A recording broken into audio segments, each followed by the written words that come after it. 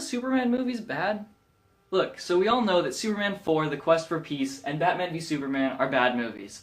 But recently, I went through and watched Superman 1 through 4 and Superman Returns, and are they all kind of bad? I've seen Batman v Superman enough recently and Man of Steel to know where my opinions lie on those, but I really wanted to watch the first 5 because they were all on Netflix, so I was like, why not just watch them all at once? And now I'm an official Superman movie expert, so you can trust me on all of these. Starting with the original Superman, a lot of people say that this is one of the best superhero movies ever made, and I'm really not quite sure why. It's a good movie, don't get me wrong, but it's really kind of slow, and the ending does not make much sense. His powers are really undefined, his morals are sort of undefined as well. Christopher Reeve does a great job at playing Superman, but his character is just given some really weird powers, and it's really disturbing for anyone watching it nowadays. Nowadays, everyone knows Superman's powers. He's like invulnerable, he's super fast, he's super strong, he can fly, and he can shoot lasers out of his eyes. Sometimes he can breathe ice breath. But in this movie, and especially the rest of the 4 movies especially, he gets some really weird powers. He can throw this weird, like, S thing off of his chest to wrap people in it. He has, like, levitation. He can levitate other things with his eyes. He also has brick building vision from Superman 4, so that's a great power of his that nobody knew about.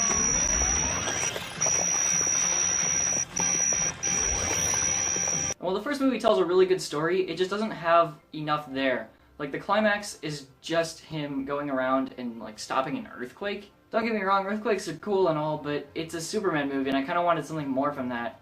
And I do understand that it's the first comic book movie that ever hit, like, mainstream, so they did do a good job with what they were given. I think putting it into retrospect, it is a good movie, but I certainly wouldn't call it a great one. Superman 2 is probably the best in the series. It's really, really well done. They continue the characters that were introduced in the first one, being General Zod and his 2 minion people. The people going into this movie at the time, they had probably had enough remembrance from Superman 1 to know what was going on. They also, you get a little flashback to all the events of Superman 1 in this one, and I think that's really well done, it's well handled. It's a really easy way to recap everything that's happened, and it kind of makes Superman 1 an unnecessary movie.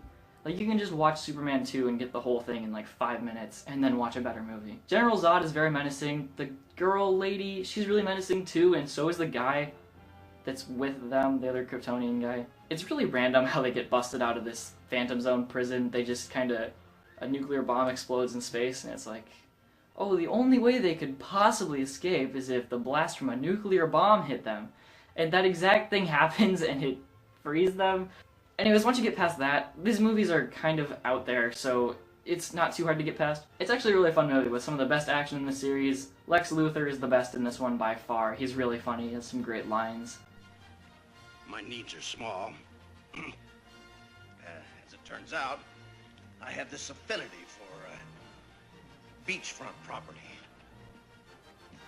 What do you want? Australia.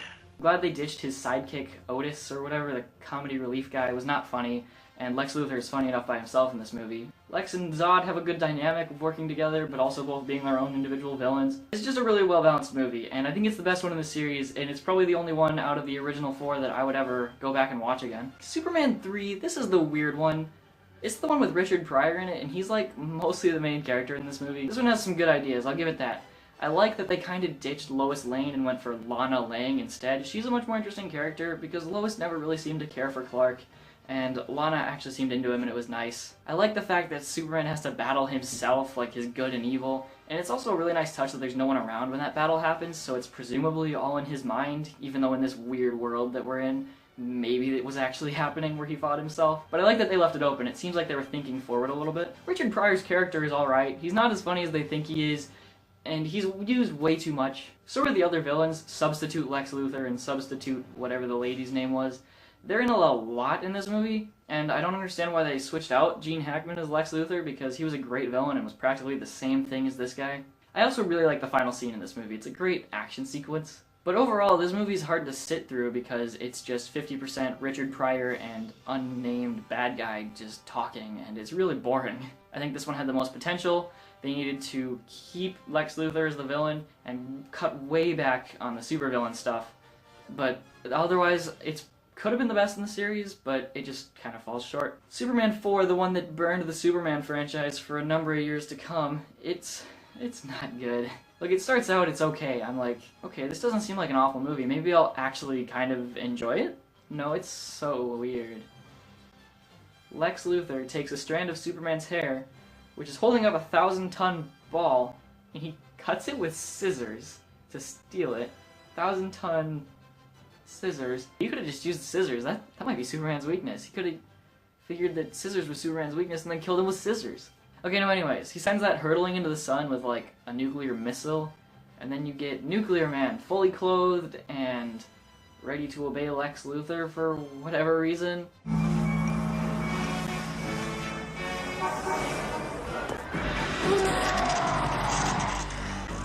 He just kind of yells a lot and has long fingernails and looks ugly. I've heard it complained that the special effects in this movie are the worst out of the series. To me, they seemed alright. Like, the others in the series are not great by any means, and these ones were probably the worst, but I didn't mind them too much. Like, that wasn't the worst part of the movie. The worst part is how much it reuses old Superman stuff. Like, the same plot points from other movies happen like 5 to 6 times in this movie. It was just no good. I just never watch it. Superman Returns, starring Brandon Routh as Superman. He might be my favorite of the Superman actors, at least, like, suit-wise. I really like his suit. It looks classic, but also plausible at the same time. And this movie starts out with a bang. Like, the airplane sequence is awesome. I loved it. It was super action-packed, super cool.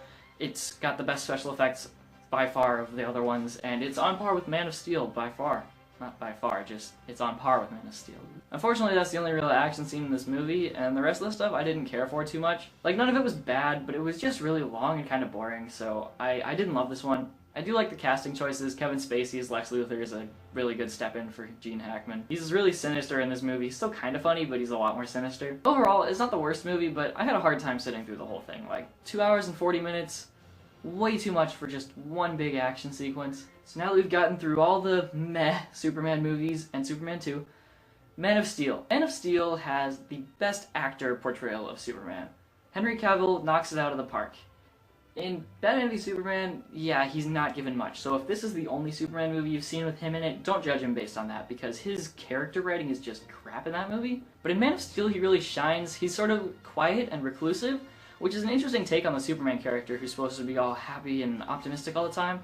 But Henry actually kind of struggles with his emotions, and he portrays that really well in the character. I think that in the second one, Batman v Superman, he should have learned his lesson and been more like the Richard Donner Superman, but he's not, and that's why that movie sucks. No, actually, there's a million other reasons why that movie sucks. I won't get into it. But it works well for Man of Steel, and Henry Cavill does a good job with it. Zack Snyder's visual style is also really good for this movie. He does Superman really well. Aside from the excessive amount of, like, zoom shots, I think this movie's shot beautifully. The action's incredible. It's Superman level. Like, even though they don't go off the Earth for an action sequence, which I wish they did. Well, I guess they kind of have the Krypton sequence at the beginning, and that's really cool, so I guess they do have that. But all the grounded Earth stuff seems really plausible too, and it's really good. Couple problems with the movie: there's a ton of product placement. Like, really, they're gonna battle in an IHOP. Second problem I had was the big finale, like how much buildings are being destroyed and just innocent lives are lost. And I didn't like that until I saw Batman v Superman, because when you see Batman there in the aftermath, that actually really drives home that Henry Cavill's Superman has been making mistakes and hasn't really been doing anything about it or acknowledging it. And it's great that this movie acknowledges it, and if this were a better movie, that would have been really cool to see. However, I think that sequence alone of Ben Affleck's Batman running around and trying to save people in the aftermath of the Superman-Zod fight, I think that actually makes Man of Steel a better movie, so it really is a really good movie in my opinion. It's not a bad movie at all, it's not even just a good movie. I'm gonna say it's a great movie, Man of Steel. Probably the only great Superman movie we've gotten thus far. Little bits and pieces of the other ones are great. Some of them are good. Superman 2 and Superman Returns, I would say, are good movies. But Man of Steel is a great movie. And the best Superman movie ever made. Alright, that's been my thoughts on a built-up tension over the past couple of weeks of trying to watch every Superman movie, and they're all like 2.5 hours long. Anyways, if you enjoyed this video, please leave a like, comment, subscribe, share, or dislike if you disagree with me. And as always, steal the show.